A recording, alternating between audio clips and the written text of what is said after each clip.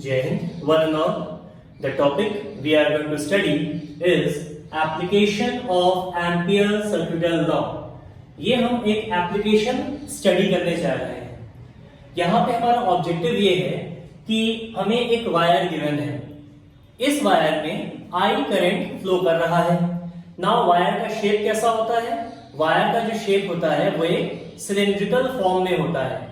Wire का shape हमेशा cylindrical form में होता है। हमने P पॉइंट पे, इस P पॉइंट पे हमें मैग्नेटिक फील्ड इंटेंसिटी निकालनी है। इस P पॉइंट पे मैग्नेटिक फील्ड निकालना है हमें। नाउ द थिंग इज, ये P पॉइंट जो है वो इस वायर के बाहर लाई कर रहा है। ये P पॉइंट वायर के बाहर लाई कर रहा है। तो पहला केस हमारा हुआ P point lies outside the wire. जब P पॉइंट वायर के बाहर लाई करेगा तो हमारा सॉल्यूशन कैसे होगा? Let's see. जैसे ये P पॉइंट बाहर लाई कर रहा है, हम क्या करेंगे, वन बाय वन चीजों को मार्क करेंगे। क्या क्या? इस वायर का जो रेडियस है वो कैपिटल R है।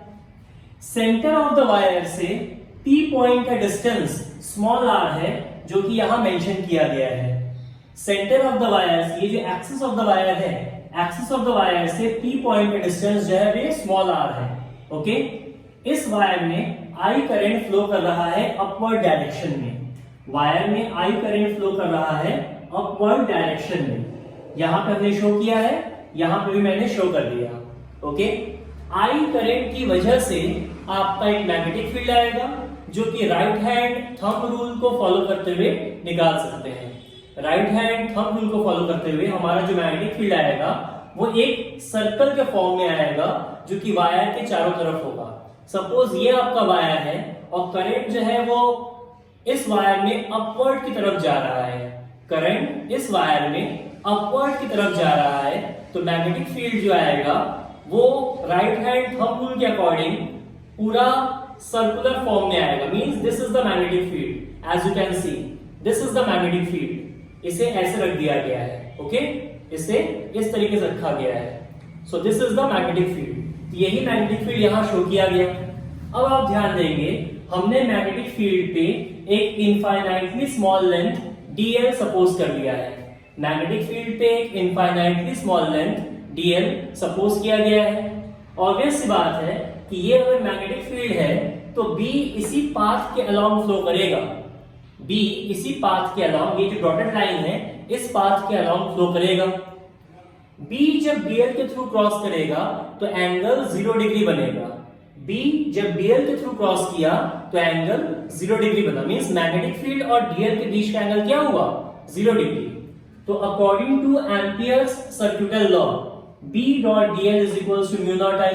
ये हम लोगों को पता है by Ampere circuital law. Now B जो है ये आपका एक वेक्टर क्वांटिटी है। डॉट प्रोडक्ट हमारा ब्रेक हुआ तो B dl cos थीटा आया। थीटा हमारा 0 डिग्री है तो cos 0 की वैल्यू 1। तो हमने कॉपी कर दी B dl, जहां पे B कांस्टेंट होगा। B कांस्टेंट क्यों होगा? क्योंकि यूनिफॉर्म करंट की वजह से यूनिफॉर्म मैग्नेटिक फील्ड आएगा।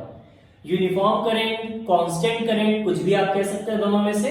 कांस्टेंट करंट की वजह से कांस्टेंट मैग्नेटिक फील्ड आएगा। That's why B is a constant figure और ये बाहर आ गया, इंटीग्रेशन से बाहर आ गया। dl जो है वो इंटीग्रेशन के अंदर है, क्लोज लूप लगाया गया है, बिकॉज ये करंट जो है ये क्लोज लूप में है। करंट जो है वो क्लोज लूप में है। हेंस dl का इंटीग्रेशन L हुआ। लोअर लिमिट, अपर लिमिट 0 से 2 पाई r। dl जो है वो सर्कुलर पाथ पे सरकमफ्रेंस पे कंसीडर किया गया है। dl जो है सर्कुलर पाथ पे सरकमफ्रेंस पे कंसीडर किया गया है। दैट्स व्हाई 0 से 2 pi r equals to mu naught I।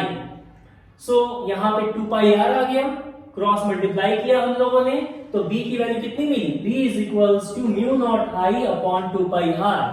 B is equals to mu naught I upon 2 pi r। This is the value of magnetic field for the P point lying outside the wire. For a P point lying outside the wire. अब दूसरा case क्या हो सकता है? Point P lies inside the wire. अगर point P wire के अंदर लाई करता है।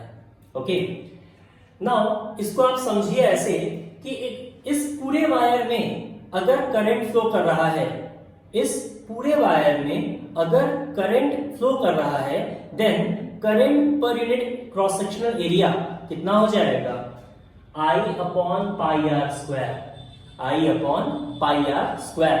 तो हमने P पॉइंट कहां माना है, अंदर सपोज किया है। एक्सिस से P पॉइंट का डिस्टेंस कितना होगा, स्मॉल r। एक्सिस से प्रॉपरली वायर का जो डिस्टेंस है, वायर का जो सरफेस है, वो डिस्टेंस कितना है, capital R। That means capital R is the radius of the wire, capital R is the radius of the wire and small r is the distance of P point which is lying inside the wire from the axis। Axis से P point तक का distance जो कि wire के अंदर लाई कर रहा है। ओके, अगेन हम लोगों ने काम वही किया, एक मैग्नेटिक फील्ड हमने ड्रॉ कर दी, मैग्नेटिक फील्ड बना के यहाँ पे हम लोगों ने एक डीएल लेंथ सपोज कर दिया है। ओके, तो B एंड डीएल के बीच का एंगल अगेन 0 डिग्री होगा। तो वन बाय वन हम लोग सारी फैक्टर्स जो है, सारे फैक्टर्स निकालेंगे। तो फर्स्ट हमने क्या निकाला, हमने करंट पर यूनिट एरिया निकाल लिया।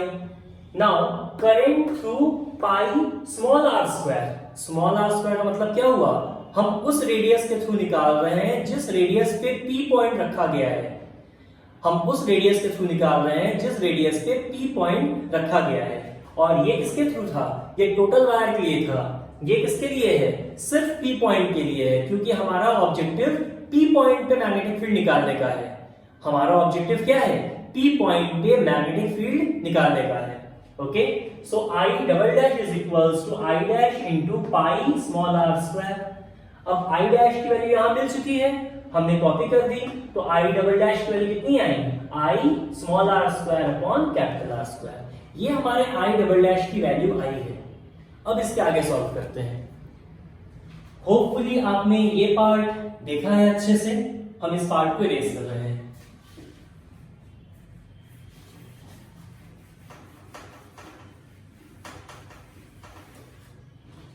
Now according to Ampere circuital law हम लोग को ये पता है, close integral B dot dl is equals to mu I double dash. I double dash क्यों, यहां म्यू नॉट I होना चाहिए, यहां म्यू नॉट I होना चाहिए, बट पॉइंट P सिलेंडर के अंदर है, वायर के अंदर है, पॉइंट P वायर के अंदर है, दैट मींस इट इज न मीडियम। अगर ये मीडियम में है तो ये म्यू नॉट ना होके म्यू m हो जाएगा, ये म्यू नॉट ना होके म्यू m हो जाएगा, क्योंकि पॉइंट P कहां रखा गया है, वायर के अंदर रखा गया है, मीडियम में रखा गया है। और इस पॉइंट P के सरकमफ्रेंस के अक्रॉस जो करंट जा रहा है वो कितना है, I डबल डैश। इस पॉइंट P को कितना करंट इनक्लोज कर रहा है, I डबल डैश। तो हमने I डबल डैश पुट कर दिया। अगेन हम इसको ब्रेक करेंगे, ब्रेक करेंगे तो वैल्यू कितनी आएगी, B dl cos थीटा आएगी, that will be equals to mu m, I double dash की वैल्यू है I r square upon r square. यहां पे हम मेंशन कर दे रहे हैं थीटा इक्वल्स टू 0 डिग्री, तो ऑब्वियस सी बात है B बाहर आ जाएगा, close integral dl mu m I small r square upon capital R square, ये 0 से 2 पाई r तक इंटीग्रेट किया जाएगा।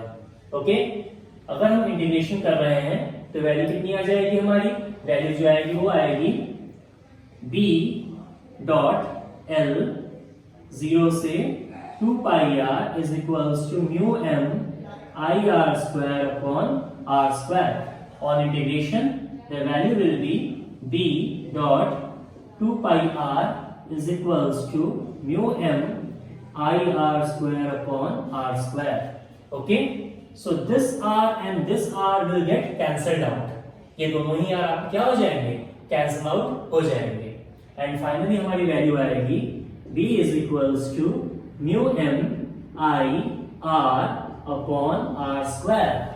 Since we know that mu m is equals to mu naught mu r, ये क्या है, mu naught is the permeability of free space, mu r is the relative permeability. That means mu m की जगह हम इसे put कर सकते हैं, तो फाइनल वैल्यू हमारी आएगी B is equals to mu naught mu r I r upon r square. ये हमारी फाइनल वैल्यू आएगी। सो कैन वी से, अगर P पॉइंट अंदर लाई करेगा वायर के अंदर लाई करेगा तो B जो है वो R के डायरेक्टली प्रोपोर्शनल है। अगर P पॉइंट जो है वो आपके वायर के अंदर लाई कर रहा है तो B जो है वो, नेक्स्ट स्टेप हम यहां लिख देते हैं। So I am going to erase this part also.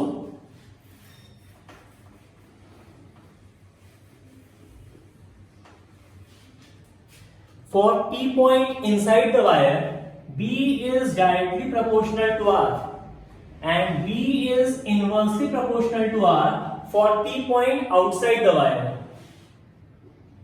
Point P outside the wire. Point P inside the wire.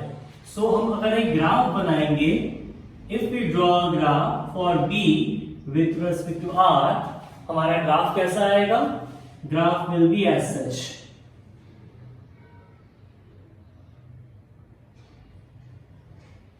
This will be B directly proportional to R.